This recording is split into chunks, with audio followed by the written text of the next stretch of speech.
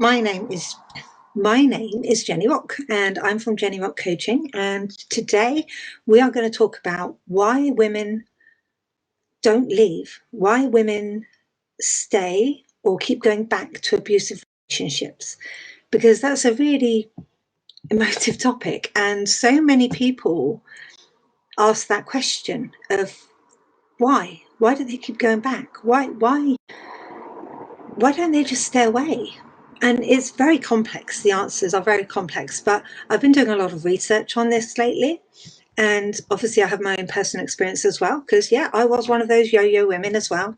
But I found a fantastic article that was created by a lady called Kim Aya.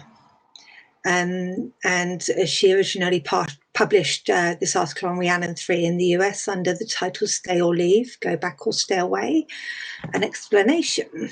So I thought I would go through this with you guys today and intersperse it with a little bit of my story so that you could get a better understanding of why you keep going back, because we don't necessarily think about it. And we don't necessarily look at it, and then we find ourselves keep going back like a yo-yo, and we don't know why, and we beat ourselves up about it. But hopefully this will give you a better insight into what exactly is happening. So two of the most frequently asked questions about domestic violence are why abuse victims go back to their abusers, and why domestic abuse victims stay in abusive and sometimes violent relationships. So as a survivor of domestic violence and someone who stayed in that relationship for 15 years, I'll do my best to answer why they go back to the abusive relationships, often several times. And I'm not a psychologist, I'm not a counsellor, I'm not a therapist. I'm a coach, okay? So please don't be misled as to who I am. But I have been there and lived it. And I was one of those people that kept going back. Time and time again. And my explanation is from the voice of experience and from listening to other victims and survivors and exchanging thoughts with them. And my intent is to answer the question why, and at the same time tell you why it doesn't work from first-hand experience. Okay. So to understand the answer to these questions, you first have to grasp an understanding of domestic violence as a repeating and unending cycle. It is not simply about beatings and physical fights. It is a cycle involving systematic control that includes many other abuses. And there are lots of different types of abuse that we can go into on a later date, or you can look up the types of domestic abuse that will explain a little bit more if you don't know what that means. So domestic abuse victims come from all backgrounds, rich or poor, black or white, anything in between, it doesn't matter. Abuse is abuse. And they aren't all poor, they aren't all welfare recipients, and some grew up in abusive homes. Again, rich or poor, black or white, it doesn't matter. And some didn't. Many are women, and there are a lot more male victims than people realise. And sadly, many are children and the elderly. And all abuse victims share one thing in common in the beginning of these relationships, and that is that we don't understand what is happening, nor the dynamics and cycle of an abusive relationship. And so we get dragged in. We don't understand it. We don't know what's happening. And once you're trapped in the relationship, we can't see, or it takes quite a while and many abuses later before we start to see. And herein lies the answer to these two questions, the reason for why abuse victims go back and why abuse victims stay, have their roots in this phenomenon. So the first one is believing or hoping that their abuser will change and that we can help them. So this is a big one for many victims, and it is the first big hurdle to overcome if a person is going to leave. And one of the biggest challenges for recognizing the need to stay away, in their heart, victims love the person that they know the abuser can be and was at the beginning of the relationship. And we want to help them, and we see them struggling in life, and we want to fix the problem in the relationship, and we feel that we are the responsible person that can help them. The person who becomes trapped in these relationships is kind-hearted, giving, and empathetic. And when the victim leaves, or after when the victim leaves or after abuses while they stay, the abuser goes through sorrows, desperate pleas for forgiveness, endless promises to reform. And what we fail to recognize is the extreme emotional and psychological problem that these partners have. We're not qualified to help them. We can't fix them. And what we end up doing, although it's not what we intend, is we actually end up enabling the abuser to be what they are. And we believe that we understand them and we can help them, we can make a difference. So we stay or go back because we want to fix them, we want to help them. And we are the ones who enable the abuser to be what they are by accepting and attempting to forgive these abuses over and over. And the victim is so deeply involved in the relationship that they have the desire to help that partner that we can't see that we are perpetuating the problem. We're enabling the problem to continue. And in reality, we reinforce the behavior. Recognizing the fact that we cannot change all of this is the first step towards ending the relationship permanently. And to give us an idea of whether our abuser is capable and willing to change, you can just Google "not changing abusive behavior," because that will tell you. But I recently watched an article, a piece on Red Table Talks by Dr. Romani that was talking about, can abusers change? Can narcissists change? And the answer is no. They can't and they won't change. And we can't fix them. We're not going to fix them. It doesn't matter how many times we go back, we're not going to fix them because they can't be fixed. They're broken. And the sooner we realize that, the sooner we can actually walk away from that relationship. But we think that we can help them. We think that we can fix them, and we feel like we're responsible for doing that. We've kind of like taken on this project and we need to see it through to the end. But what we don't realize is there is no end. There is no end for this type of cycle. So the next one is children and single parenthood. So this presents another big problem and mental dilemma for victims. Most people want their children to grow up with two parents. And this is our traditional belief that a child should know and have two parents, both a mother and a father. And it's considered a shortcoming or a misfortune that a child must grow up without one of these two parent figures. Now, in addition, single parenthood brings with it its own financial challenges that are overwhelming for many. Everyone wants their children's needs met and much more. And many abuse victims stay or go back in the hope of providing these things. And they're making a personal sacrifice to help achieve it. And they make this personal sacrifice because they cannot see a way to resolve a possible or existing financial problem, a problem that will affect their children's lives without the partner. So financially, they feel like they're trapped. They may come from a situation where it's a father working and a mother not working, and the mum's a stay-at-home mum. And if she wants to leave, what's she going to do? She doesn't work. She has no income. What's going to happen? Well, she knows if she stays, she will at least have a roof over her head and food on the table, and the children will have both parents. But not all women have the ability to be able to work full-time. Say you've got 6 kids. You can't work full-time and have 6 kids. If you can, you're an absolute superhero. But most of us can't do that. I struggled. I had 1 child and I worked full-time, and my life was like a military precision planned operation because I had to work out childcare, I had to work out pick up, take out, dropping off, picking up, getting to and from work on time, literally the race to finish work, leave work, get out of there, get in the car, get back to nursery, pick him up from nursery, get him home. Life was military planned. Every summer holiday was an absolute nightmare because I had to find childcare provision throughout the holidays. He got 13 weeks holiday a year. I had 5. That's 8 weeks that I had to find childcare for that I couldn't cover. And that's the reality of the situation. It's really hard, and that childcare is expensive. I mean, when my child was a baby in nursery, it was costing, I was earning about £1,200–1,400 a month, I think, take home. And I was paying out nearly £900 a month childcare. So yes, I was earning more than I was paying out. However, if I had to pay rent, if I had to pay taxes, if I had to pay food bills, out of that £500 left, £400 left, I couldn't exist. So financially, it's a massive problem. And I had a decent job, you know. I was climbing up the career ladder. I didn't have a job that paid peanuts. I had a reasonable job. So it's really difficult. So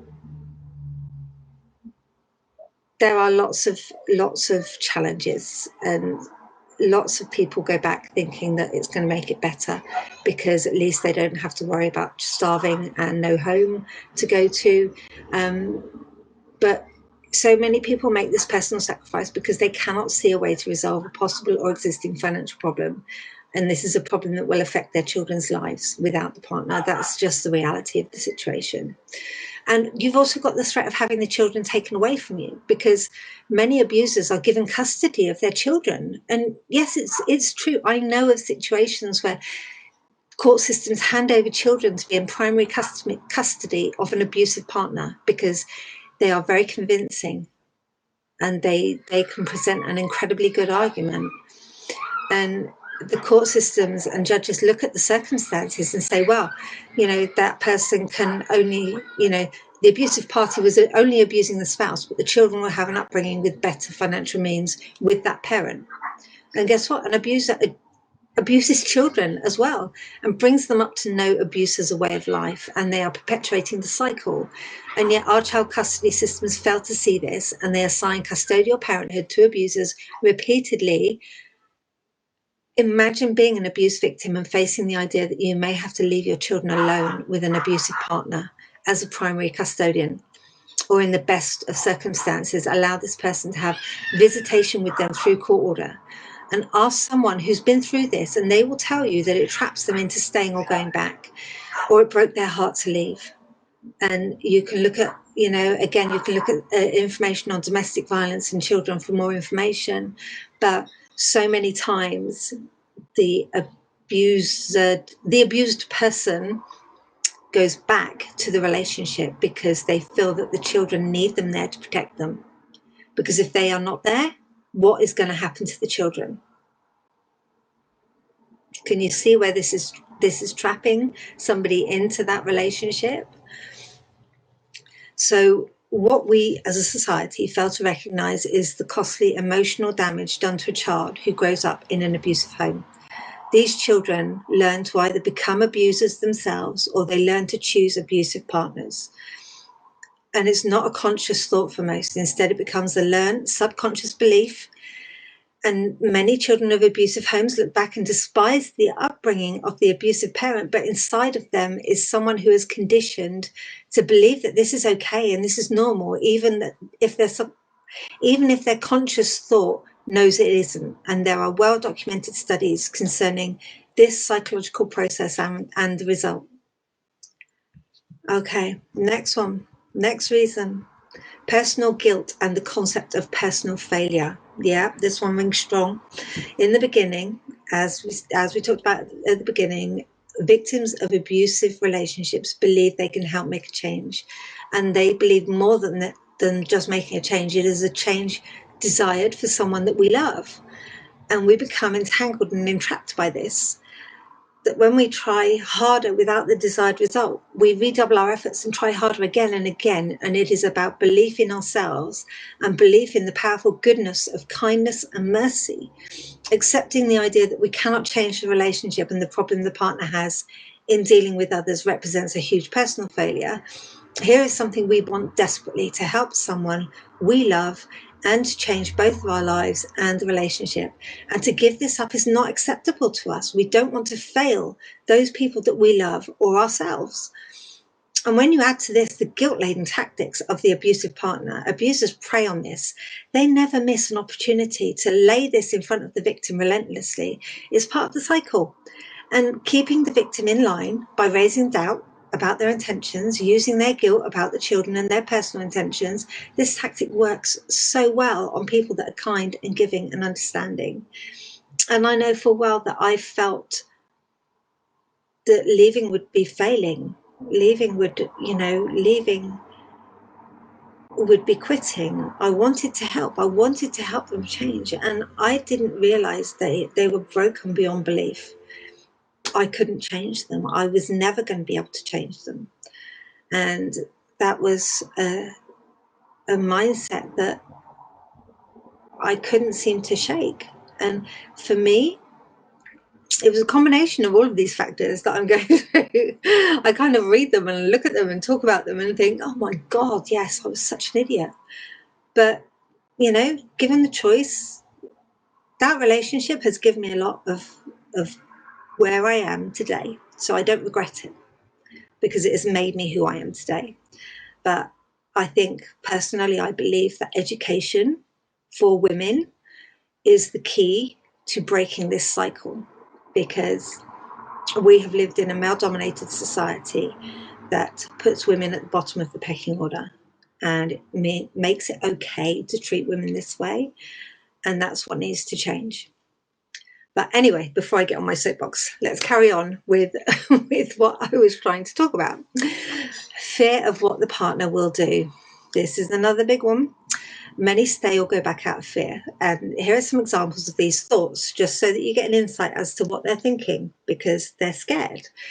So if he does this now, this violence, this abuse, what lengths will he go to if I leave?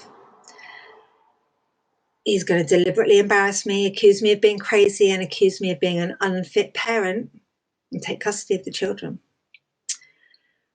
They're going to turn my family against me. My family doesn't know what I live with. They only see them being generous and kind, and I've been hiding it all from them. There's no way to make them understand. They're not going to believe me. Women die. They're killed by their abusive mates when they leave. I want to live. I want my children to have a mother. Isn't living with anything better than dying? And he's stalking and attacking me. I must go back to protect myself, because it's going to stop if I go back. And of course, the abuser uses and feeds these fears as well. And my abuser used to say, if we split up, I'm going to hunt you down and kill you, because if I can't have you, no one can. And the threat, when it was made in all seriousness. And it was made more than once. And I knew that it was meant that if I tried to leave, I would be hunted down and I would be killed. I would be dead. And I wanted to live. So they make it very believable. The reality is I left. I've been gone for a long time now. I'm still alive. For some women, unfortunately, they're not still alive. And that's the sad part of it, is that these people do this and they mean it. So never take a threat like that lightly. It comes under boundaries. And that's something that I've covered off in a different session, is boundaries. But yes, that's a whole nother discussion. And if you're in fear of your life, then obviously we need to do something to help you escape. And first resort would be to either dial emergency services if you're in immediate risk of harm, or if this is the way you are feeling day in, day out, then you contact your local women's domestic abuse service. So number 5, depression, burying of the soul. So domestic violence involves many emotional and verbal abuses. And the other abuses like economic hardship, physical beating, sexual abuse, children, they're all used to add to or reinforce as further measures of control. However, it's the emotional and verbal abuse that can be hardest to withstand. The constant battering of the victim's self-esteem, humiliation, belief in self, abilities and decision-making take the greatest toll. And it reaches the point where the victim cannot find themselves anymore. and they cannot think, and they're in utter confusion, and the abuses do seem illogical and wrong, and something in the back of our mind says it's wrong, and yet it's real and it's there, and we can't deny the fact that something is wrong, which we are willing to take personal responsibility for. So after a while of living with this constant barrage on our character and abilities, we sink into a depression of sorts. Nothing we do is right. The result is never what we want or mean to accomplish. We cannot see the abuser doing this deliberately, making sure we fail and using it to control us. And we lose our ability to relate to ourselves and see reality. We become convinced of our own inabilities and apparent failure. And we think it must be true because we look at the result and see it as our own failure of what it really is. The result, instead of what it really is, the result, someone else's extreme measures to achieve power and control. And there is a word for this, it's called gaslighting. And they basically erode our perceptions of what is going on. And what we don't see is how strong we really are. It takes extreme emotional, mental fortitude and personal strength to endure these abuses and unreasonable expectations. And what do you think is the logic behind the abuse of a war camp prisoner? So, for example, people who are abused in prison camps, the idea is to wear the prisoner down, work on their sense of anxiety and impending doom, and create despair and heartache beyond emotional and mental endurance. This is also what an abuser does in an abusive relationship. They wear the victim down with self-doubt, humiliation through verbal, emotional, physical, and/or sexual abuses, and failure that brings depression and loss of self.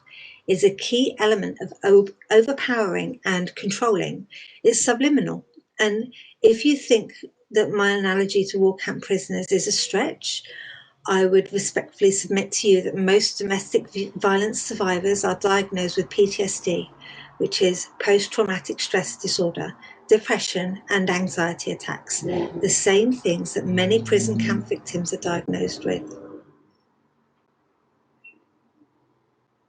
Yes, it's that bad. And when it goes on for years, then it becomes complex PTSD, which is even more fun to get over. So, yeah, moving on. Lack of intervention. So there are a whole multitude of people and entities who are guilty of this lack of providing proper intervention. There is a trail in our cultures. Some victims' families are non-supportive. The legal system is too slow to move on the cases. Victims are viewed as having something wrong with them, and people think they're too busy to get involved. In general, these attribute to one big societal problem. The general public and the legal systems in most countries just don't get it. Most people, citizens of any culture and family members, don't understand the cycle of violence. And it's because it's so little understood that the cycle continues and repeats itself over and over and over again. And I'm sorry for being frank, but well, when are we going to all wake up? When are we going to do something about this? When are we going to actually erase this from our society to make it not okay and to educate our young to have the belief that this is not okay, that it's okay to say no? We educate our young people to behave, to do as they're told, to not make a fuss, to not make a drama, to just quieten down, to just go off and do the work. We're not teaching them to stand up for themselves. We're not teaching them to speak out when there's a problem. And then we wonder why we have problems such as this. So I will never forget. This is the experience of the author of this article. She'll never forget her personal frustration with the whole incredible societal problem from her own case. And she'll give you examples, but understand that her case was not unique and it happens every day to countless victims. So when they reported their harassment and stalking, police and legal authorities said, well, he may be threatening, but until he does something, we can't do anything. Hello, threatening and stalking are the first step in doing something by the abuser. And they remember the sinking realization that they might have to be dead before anything got done. And that was kind of how I felt too, was that I didn't have any proof. So who was going to believe me? The general public has not got a clue, and this still just absolutely astounds them.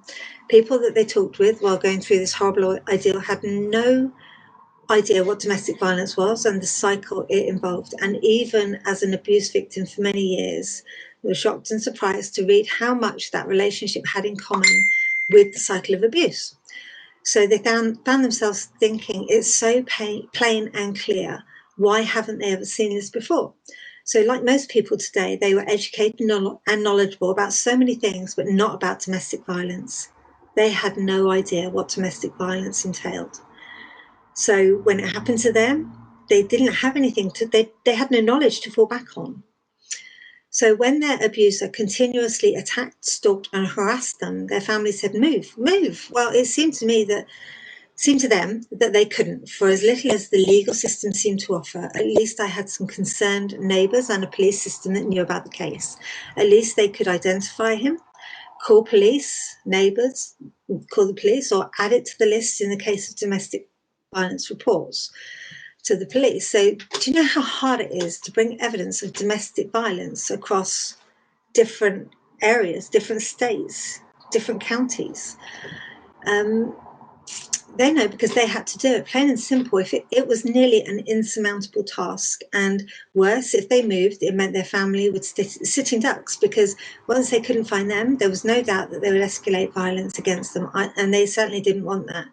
And personally, I felt trapped by property ties. I had assets in common, shared assets, and I had been very forcibly reminded that they would rather burn the assets to the ground than let me have them. They would hunt me down and kill me if I tried to leave. They would take my child and disappear. I would never see my child again. They would speak to social services, child protective services, and report me as an unfit mother and gain custody of the child, and I'd never see them. All of those things are just a constant barrage and battering of information and threats, and your mind becomes brainwashed with these things being told to you as truth, and you believe them, because after you start off kind of shrugging it off, but once you hear something again and again and again, gaslighting constantly, then you start to believe it and you have nowhere to turn. And I'll give the summary of why abuse victims go back and why abuse victims stay. And I'm going to ask you sincerely, having listened to this piece, why is it so hard to understand why abuse victims go back or stay? Everything is stacked against the victim. The relationship, the abuse, the trauma bonds, the need for personal fortitude beyond most human ability, traditional societal values, public ignorance, the legal system, even the victim's own beliefs and desires. And therein lies your answer to the questions, why do they stay and why do abuse victims go back? Abuse victims have to accept the need to leave and stay away and forget the concept of seeing the abuser's problems as their own personal failure, and instead see their own true personal failure in the act of staying or going back. And society has to understand this phenomenon and help bring change to what so unwittingly allows so many of them inadvertently to become victims and remain trapped there. And I accept my personal failures, my failure to see the abusive relationship for what it was, my failure in unwittingly supporting the abusive behaviour by the partner, my failure in taking so long to find my personal willpower and the strength to leave, and my failure to my family by bringing him into our family circle. The acceptance of my own failure is what brought me out of that hellhole and got me where I am today.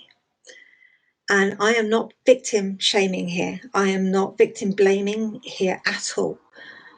I am saying that our entire perception of the whole situation is so skewed that until we change that perception, we cannot escape. And I also submit to you that the majority of victims who want to leave or who think that going back may be a poor choice, stay or go back, because we have not taught people any better, and the victims have no knowledge or a support system to help them break the chain of events. And I mean no harm against the honest efforts of social programs, social workers, advocates, domestic abuse charities, other professionals in the field, and concerned family members. I'm just saying it's not enough. And what few people and programs who are trying to help are not enough. It's as much a societal failure just as it is a personal failure. And I'm gonna kind of end on that note, and I would love to hear your views and your comments. And if you are one of these people that is trapped in this situation, I want to tell you from the heart that there is hope. You can escape. You can come away from this situation, and it can be done safely. And it's never the end. Okay? While you are still breathing, there is still hope. So if you are trapped in this situation, then please reach out. You can reach out to me. You can reach out to your domestic violence support service locally. You can reach out to the police. You can reach out to family members. You can reach out to whoever you feel is a safe person to talk to. And there is always hope while you are still breathing that you can come away from this situation and build a new life that is better. I work with women that have come from these situations. I work with these women daily to overcome the problems that they have gone through, the abuse that they have gone through, the situation that they find themselves in, and move forward into a new life where they're actually able to smile again, laugh again, and be happy. Yeah, and that for me is the biggest win, and that is why I do this. And I have no intention here of victim shaming, victim blaming, or anything like that. I honestly do not, because we know no better. And when we have tried to get help, it hasn't worked for whatever reason.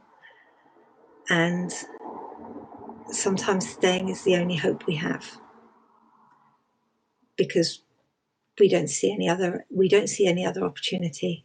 But what I'm saying here is there is an opportunity, but we need to educate our children. We need to break the cycle. We need to educate our children, and we need to educate society that this is not okay. Women deserve to be treated with respect, and women are equal in every way to any other gender. And it is not okay to allow people to get away with doing this to us. So we as women, we need to rise up. We need to claim our power, and we need to take a stand, because until that happens, this is going to continue.